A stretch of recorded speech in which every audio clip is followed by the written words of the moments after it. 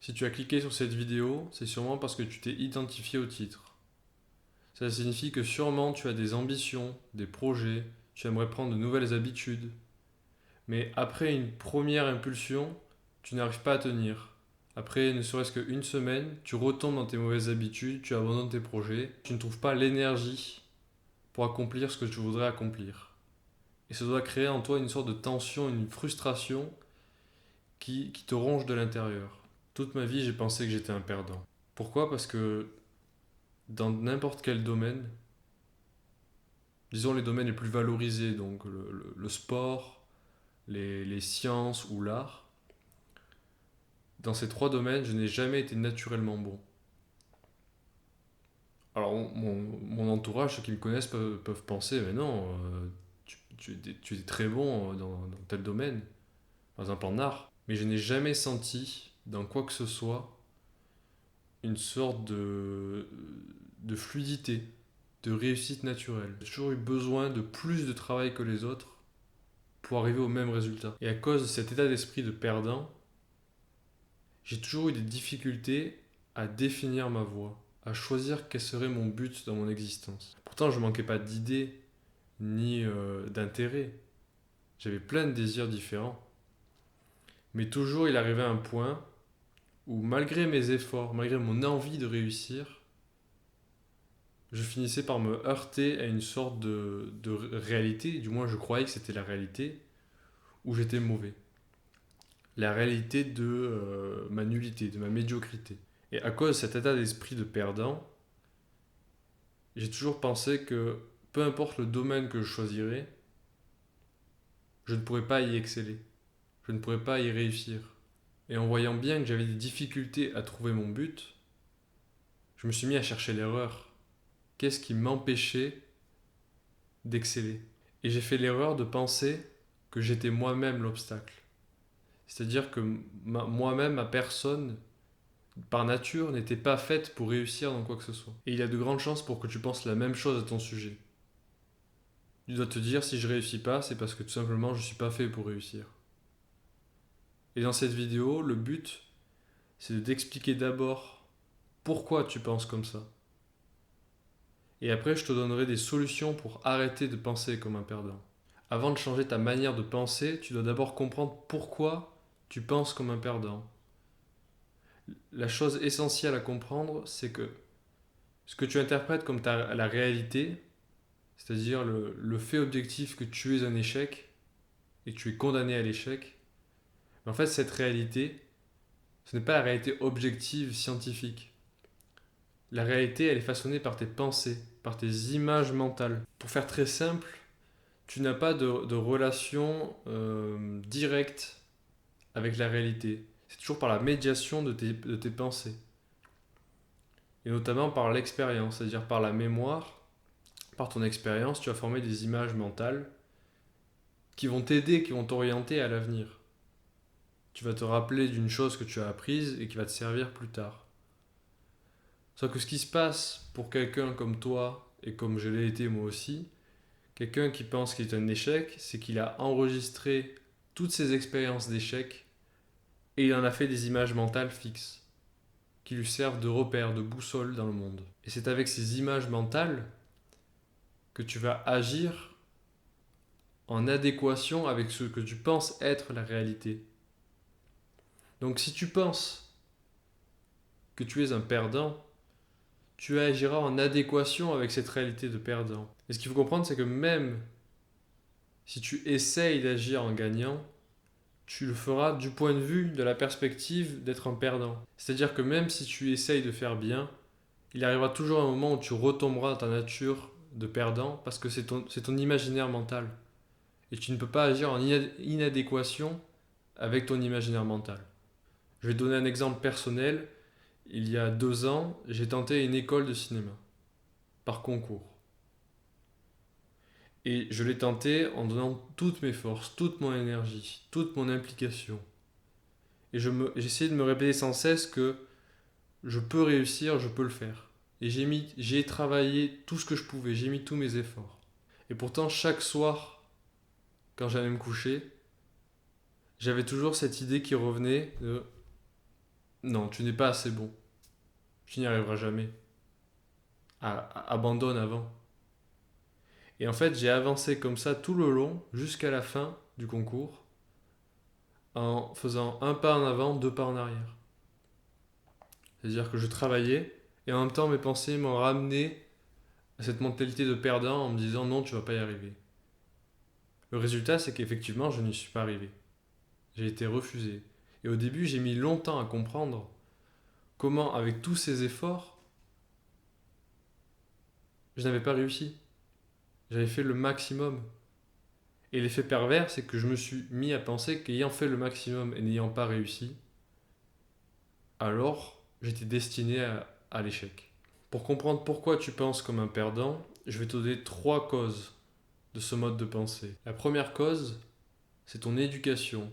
Il y a de grandes chances pour que dans ton enfance, tu n'aies pas eu des parents qui t'encourageaient beaucoup. Ou alors, même s'ils t'encourageaient, ce que j'ai eu moi, j'ai eu une mère qui m'encourageait beaucoup. Malgré cela, tu sentais que les parents n'y croyaient pas tant que ça. C'est-à-dire qu'avoir des parents qui, même s'ils t'encouragent, c'est très bien, ils peuvent faire de leur mieux, mais si les parents eux-mêmes n'ont pas confiance en eux, il y a de fortes chances pour que cela se soit transmis en héritage à ta personnalité. Mais il n'y a pas que les parents, il y a l'école aussi.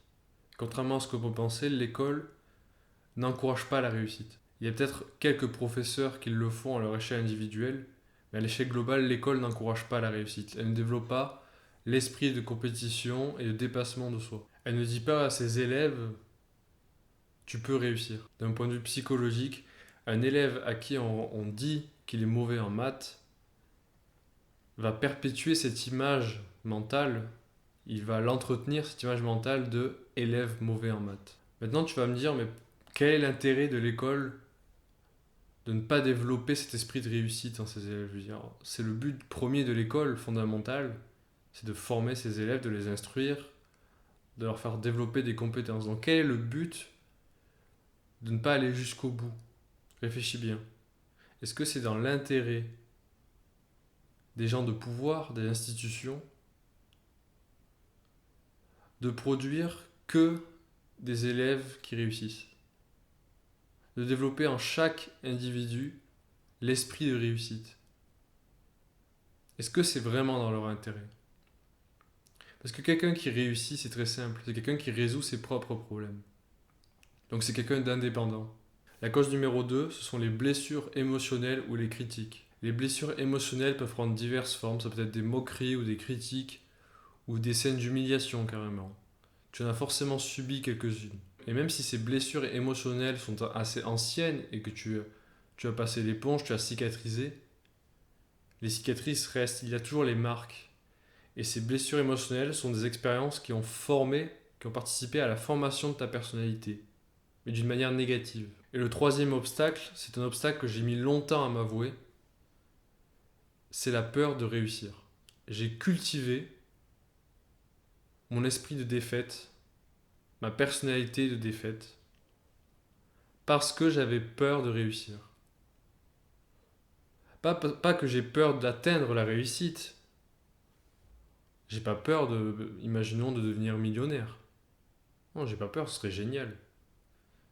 Et par contre, immédiatement, quand tu penses devenir millionnaire, tu penses aux moyens pour devenir millionnaire. Et tu vois tout le travail qu'il faut faire. Tu vois tout l'inconfort que tu dois subir. Avoue ta peur de réussir. Avoue-la, reconnais-la. En tout cas, si tu as peur de réussir, si tu n'as pas peur de réussir, tant mieux pour toi. Et si tu as peur de réussir, tu devrais vraiment t'avouer ça avec humilité. Tu dis oui, j'ai peur de réussir. Oui, j'aime la défaite parce que c'est confortable. Parce que même si ça te met mal, même si ça te fait souffrir, la défaite reste quelque chose de confortable. Parce que c'est ta personnalité, c'est ton monde que tu as formé depuis 15, 20, 25 ans. Et c'est le cas de la majorité des gens, je pense. La majorité des gens préfèrent rester dans sa misère plutôt que de changer de vie. Maintenant, comment arrêter de penser comme un perdant? Avant que je te donne les trois solutions que j'ai identifiées, il faut que tu saches une chose qui est essentielle. C'est même la base de toute réussite. Tu dois acquérir cette connaissance, cette vérité. Tu as en toi le mécanisme de la réussite. tu as en toi cet instinct, cet automatisme plutôt de réussite. Littéralement, tout le monde peut réussir. Tout le monde. Si tu es un être humain et que ton cerveau est bien constitué, bien formé, tu peux réussir. Tu n'as pas besoin de compétences, de talents extraordinaires pour réussir. Ce mécanisme de réussite, comment il fonctionne, c'est très simple. Ça fait écho à la vidéo précédente que j'ai faite sur le cerveau. En pensant à un objectif que tu vas atteindre, un objectif de réussite, ton cerveau va générer lui-même, à partir de ton expérience, des solutions. Il va générer ces solutions et je le répète par rapport à l'ancienne vidéo, tu la regarderas si tu veux, mais pour rappel, la qualité des solutions que ton cerveau trouve dépend de ce que tu lui donnes à manger. Mais ton cerveau génère, c'est une machine à générer des solutions aux problèmes. Parce que ton cerveau ne fonctionne que pour te maintenir en vie. C'est une force de vie, c'est une force pour aller vers l'avant. Tu ne fonctionnes en tant qu'individu que pour aller vers l'avant, pour réussir. Imaginons que tu es fait pour l'échec comme tu le penses. Est-ce que vraiment ça te rendrait malheureux? Si tu agissais en conformité avec ce pourquoi tu as été fait, est-ce que vraiment tu sentirais un malaise, tu sentirais une souffrance? Non. C'est parce que tu es fait pour la réussite que cette idée, cette personnalité de perdant te fait souffrir. C'est même pour ça que tu as cherché cette vidéo, que tu la regardes actuellement. C'est parce que tu veux pas rester un perdant. Si tu étais fait pour être un perdant, tu regarderais même pas de vidéo, tu chercherais même pas à changer. Ça te ferait pas souffrir. La seule chose que tu devrais retenir de cette vidéo, c'est ça. Tu es fait pour la réussite. Tu peux réussir. Maintenant, je vais te donner 3 solutions pour arrêter de penser comme un perdant. La première solution, c'est la visualisation positive. Tu as sûrement déjà essayé de penser comme un gagnant. Tu as sûrement déjà vu ces comptes Instagram de développement personnel. Pense comme un millionnaire et tu deviendras un millionnaire. Et comme moi, tu as dû rire un peu à ça parce que c'est ridicule. Mais il y a une part de vrai. Si tu te vois littéralement, si tu te visualises en train de réussir ce que tu veux réussir, ça accroît les chances que tu réussisses. Maintenant, la visualisation, ce n'est pas un pouvoir magique.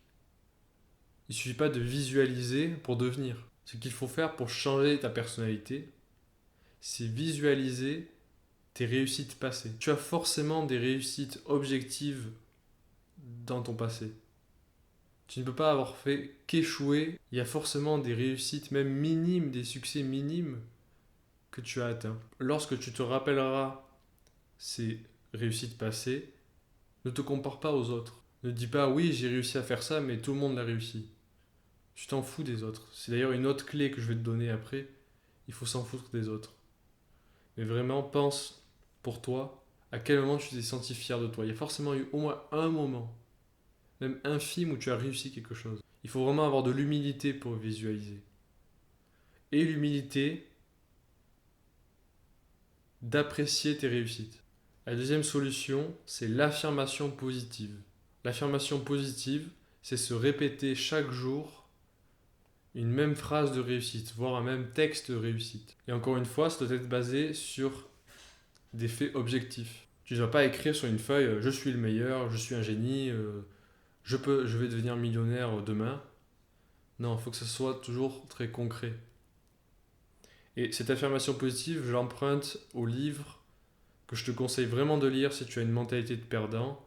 C'est La magie de voir grand. Ça doit être ça le titre français. La magie de voir grand de Schwartz. Je mettrai le lien en description. Et Schwartz, dans son livre, il explique que ça paraît très futile, voire on pourrait se moquer de toi si tu faisais ça, mais ça a un réel pouvoir de tous les jours se répéter que tu peux réussir. Parce que même si tu n'y crois pas au début, parce qu'au début tu vas pas y croire à ce que tu dis, mais même si tu n'y crois pas, à force de te le répéter, et vraiment tu peux dire, si quelqu'un te voit faire ça, tu peux dire, je le crois pas, mais je le fais juste comme ça. Mais je crois pas à ce que j'ai écrit, hein. Je crois pas que je peux réussir, hein. Mais à force de le dire à voix haute, la même chose, je peux réussir, je suis bon dans tel domaine, je sais faire ça. Ah ben, ça va devenir un mécanisme dans ton cerveau, ça va devenir un son habituel, ça va résonner dans ton cerveau. Et petit à petit, ça va remplacer tes pensées négatives. Solution numéro 3, arrête de penser aux autres. C'est vraiment peut-être le principal obstacle à l'expression de ta propre personnalité et donc à l'utilisation de ton mécanisme de réussite, c'est que tu penses trop au jugement des autres, à ce que pourraient penser les autres. On revient aux images mentales. Ta vision de la réalité, elle est fondée sur des mensonges, sur des illusions. Tu agis en fonction de l'hypothèse de comment pourraient réagir les autres. Tu émets des hypothèses, parce que tu ne peux même pas savoir ce que pensent les autres. Déjà, il y a ça, l'hypothèse. Mais au-delà de l'hypothèse, on s'en fout clairement de ce que pensent les autres. Maintenant, oui, c'est important de prendre en considération l'opinion d'autrui, d'aller dans son sens pour ne pas heurter ses émotions et ne pas faire des blessures émotionnelles aux autres par vengeance. C'est une question de balance. Et si tu prends vraiment trop en compte la vie des autres, tu devrais aller dans la direction opposée et t'en foutre complètement. Maintenant, je dirais l'inverse à quelqu'un qui s'en fout complètement de la vie des autres. Je lui dirais, tu devrais prendre en compte la vie des autres. Et s'il y a vraiment une chose qui m'a libéré, c'est d'arrêter de penser à ce que pourraient penser les autres. Maintenant, j'ai toujours des bonnes relations avec les autres, hein. Je ne les ignore pas. Mais lorsque j'agis, dans le moment où j'agis, je ne pense plus aux autres. Je ne pense plus à ce qu'ils pourraient penser. Je pense à comment je pourrais influencer leurs émotions, mais je ne pense pas à comment eux, ils pourraient me voir ou ils pourraient me critiquer. Pour finir, la clé, c'est toujours la même, tu dois agir. Si tu te contentes de lire les posts Instagram qui te disent que tu dois avoir confiance en toi et que si tu crois en toi, tu réussiras, tu as bien vu que ça ne marche pas, c'est pas aussi simple. Tu ne peux pas agir sans avoir confiance en toi, sans croire que tu peux réussir. Toute entreprise avec un état d'esprit d'échec arrivera à l'échec. En revanche, tu ne peux pas non plus te contenter de penser que tu vas réussir mais de ne pas agir. En agissant, tu vas forcément gagner de l'expérience et renforcer tes preuves de réussite. Et si dans le cas contraire, tu échoues, ton état d'esprit ne va pas te dire j'ai échoué. Il va se dire j'ai un obstacle et je vais le surmonter. Donc la clé que je voulais te transmettre, c'est que la réussite engendre la réussite.